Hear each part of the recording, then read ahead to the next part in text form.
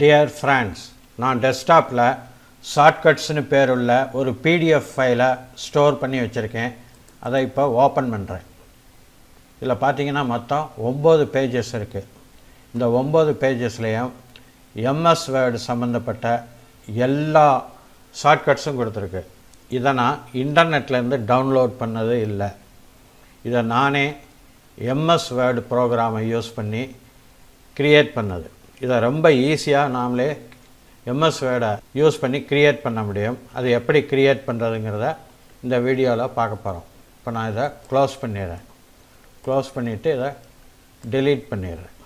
இப்போ MS word ப்ரோக்ராமை open பண்ணி அதில் ஒரு blank டாக்குமெண்ட்டை ஓப்பன் பண்ணுறேன். இங்கே ரிப்பனில் பார்த்தீங்கன்னா டெவலப்பருங்கிற ஒரு டேபு இல்லை. இந்த டெவலப்பருங்கிற டேபை இந்த ரிப்பனில் கொண்டு வரணும். அதுக்கு ஃபைல் மெனுவை ஓப்பன் பண்ணி அதில் ஆப்ஷன்ஸை ஓப்பன் பண்ணுறேன். இதில் கஸ்டமைஸ் ரிப்பன் இந்த ஆப்ஷனை செலக்ட் பண்ணுறேன். சைட் பார்த்தீங்கன்னா இந்த பாக்ஸில் டெவலப்பர்னு இருக்கும், அதை செலக்ட் பண்ணணும். இப்போ நான் அதை செலக்ட் பண்ணிவிட்டு ஓகே பட்டனை ப்ரெஸ் பண்ணுறேன். இப்போ இங்கே டெவலப்பர் டேபு செட் ஆயிடுச்சு. இதை நான் கிளிக் பண்ணி ஓப்பன் பண்ணுறேன். இது உள்ளே பார்த்தீங்கன்னா மேக்ரோஸ்னு ஒரு கமாண்ட் இருக்குது, அதை கிளிக் பண்ணுறேன். இப்போ மேக்ரோஸுங்கிற அந்த டயலாக் பாக்ஸ் ஓப்பன் ஆகுது. இப்போ நான் கீழே மேக்ரோஸின்னுங்கிற அந்த பாக்ஸை ஓப்பன் பண்ணுறேன்.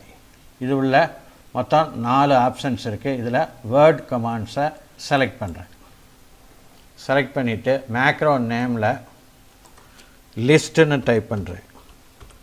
லிஸ்ட்டுன்னு டைப் பண்ணோன்னா இங்கே கீழே லிஸ்ட்டு கமாண்ட்ஸ்னு இருக்குது, அதை செலக்ட் பண்ணணும். இப்போ நான் லிஸ்ட்டு கமாண்ட்ஸை செலக்ட் பண்ணிவிட்டு இந்த ரன் பட்டனை கிளிக் பண்ணணும். கிளிக் பண்ணோன்னா இந்த மாதிரி சின்ன டயலாக் பாக்ஸ் ஓப்பன் ஆகும். இதில் 2 ஆப்ஷன் இருக்கும். இதில் மேலே உள்ள கரண்ட் கீபோர்ட் செட்டிங்ஸை செலக்ட் பண்ணிவிட்டு ஓகே பட்டனை ப்ரெஸ் பண்ணணும். இப்போ பார்த்தீங்கன்னா மொத்தம் 9 பேஜஸில் நாம் வேர்டு டாக்குமெண்ட்டில் யூஸ் பண்ணுற எல்லா ஷார்ட்கட்ஸும் இருக்குது. இதை நாம் எம்எஸ் வேர்டு டாக்குமெண்ட்டாகவும் சேவ் பண்ணலாம், அல்லது பிடிஎஃப் ஃபார்மேட்டில் சேவ் பண்ணலாம்.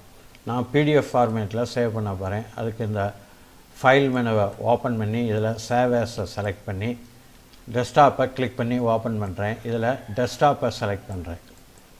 செலக்ட் பண்ணிவிட்டு இது ஃபைல் நேம் கொடுக்கணும். அதுக்கு நான் ஷார்ட்கட்டுன்னு பேர் கொடுக்குறேன்.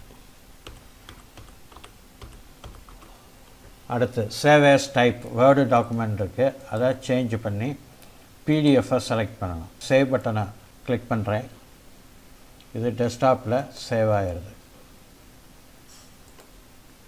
இப்போ இதை ஓப்பன் பண்ணி பார்க்கலாம். இதில் மொத்தம் 9 பேஜஸ் இருக்குது. டியர் ஃப்ரெண்ட்ஸ், உங்களுக்கு இந்த வீடியோ பிடிச்சிருக்குன்னு நம்புகிறேன். மறக்காமல் இந்த சேனலை சப்ஸ்கிரைப் பண்ணுங்கள், லைக் பண்ணுங்கள், ஷேர் பண்ணுங்கள். நன்றி, வணக்கம்.